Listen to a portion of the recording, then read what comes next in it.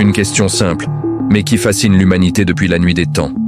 Que ferions-nous si l'argent n'était plus une limite? Si demain matin vous vous réveilliez avec des ressources illimitées, comment changeriez-vous votre vie? Votre famille? Le monde?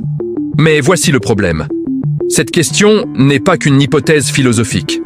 À travers l'histoire, certaines personnes ont réellement approché cette réalité. Ce qu'ils ont fait nous révèle des vérités profondes sur la nature humaine, le pouvoir, et ce qui se passe quand les freins financiers disparaissent. Bienvenue sur la chaîne Le Pouvoir du Monde. Ici, nous explorons les grandes histoires, les événements cachés et les faits qui ont changé l'histoire. Aujourd'hui, nous plongeons dans une enquête profonde. Qu'arrive-t-il réellement à une personne ou une nation quand l'argent devient infini? Avant de commencer, abonne-toi à la chaîne, like la vidéo et active la cloche. Maintenant, commençons cette exploration extraordinaire. Pour comprendre cette histoire, nous devons accepter une réalité. L'argent n'est pas qu'un moyen d'échange, c'est une forme de pouvoir. C'est une clé qui ouvre certaines portes et en ferme d'autres. C'est aussi un poids psychologique qui pèse sur nos décisions quotidiennes. Depuis le début de la civilisation, les humains ont organisé leur société autour de la rareté. Il n'y a jamais assez de ressources pour tout le monde.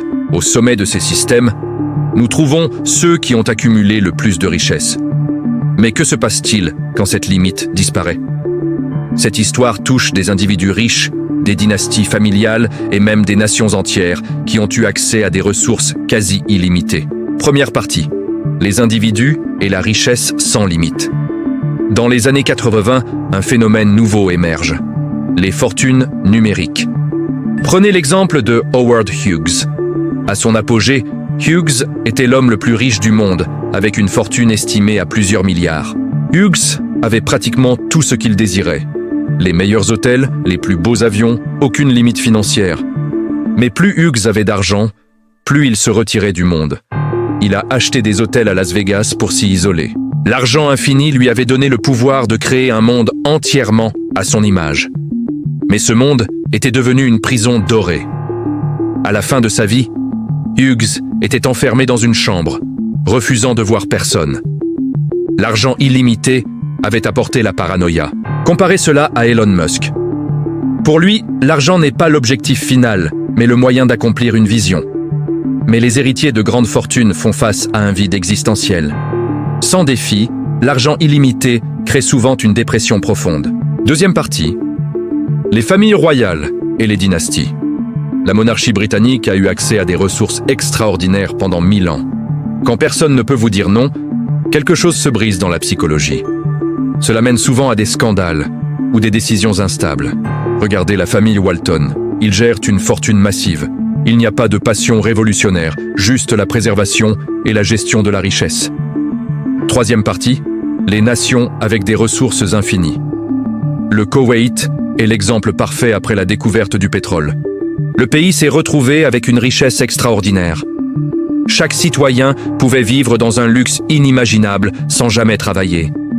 Le gouvernement a créé un système de bien-être social total. L'État pourvoyait à tous les besoins, changeant radicalement la structure sociale. Mais qu'est-ce qui s'est produit? Le Koweït est devenu dépendant du pétrole, dépendant de l'État, dépendant des travailleurs immigrés pour faire le travail que les citoyens ne voulaient pas faire. Et quand l'Irak a envahi le Koweït en 1990, la nation s'est effondrée en quelques jours.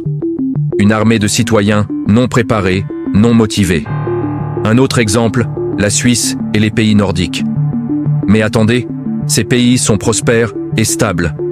Quelle est la différence? La réponse est subtile. Ces pays ont construit leur prospérité graduellement, avec des institutions fortes, une culture du travail et une responsabilité civique. Regardez également Singapour. Après son indépendance, Singapour était pauvre. Mais son leadership a créé une vision, une raison de travailler. Et même quand Singapour est devenu riche, cette mentalité de lutte a persisté. Les dirigeants ont continué à innover, à se challenger. Comparez cela à la Guinée équatoriale. Sans institutions fortes, cette richesse a simplement alimenté la corruption, les inégalités et l'instabilité. Pourquoi ces patterns se répètent-ils? Quand les ressources deviennent illimitées sans vision, Quelque chose de profond change dans la psychologie humaine. L'argent représente la survie. Quand cette motivation disparaît, nous perdons un ancrage psychologique fondamental. Deuxièmement, le pouvoir sans limite crée une déconnexion. Quand vos désirs deviennent désordre, vous vivez dans une réalité alternative.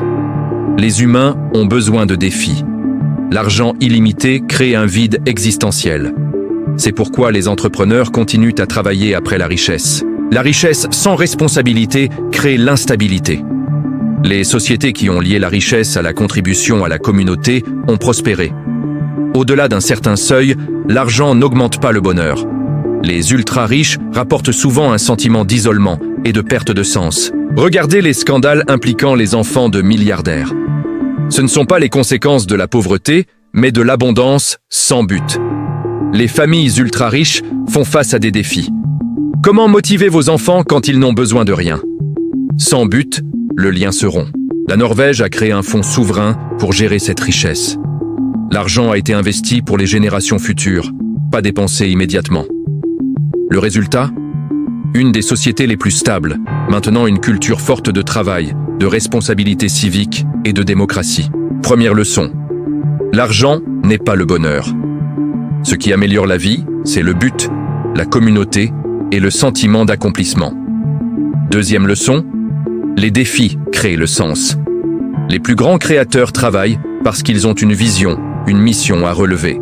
Elon Musk continue à travailler obsessionnellement pour sa vision. Faire de l'humanité une espèce multiplanétaire. Warren Buffett a choisi de vivre modestement et de s'engager à donner sa richesse. Il a trouvé un but qui transcende l'argent.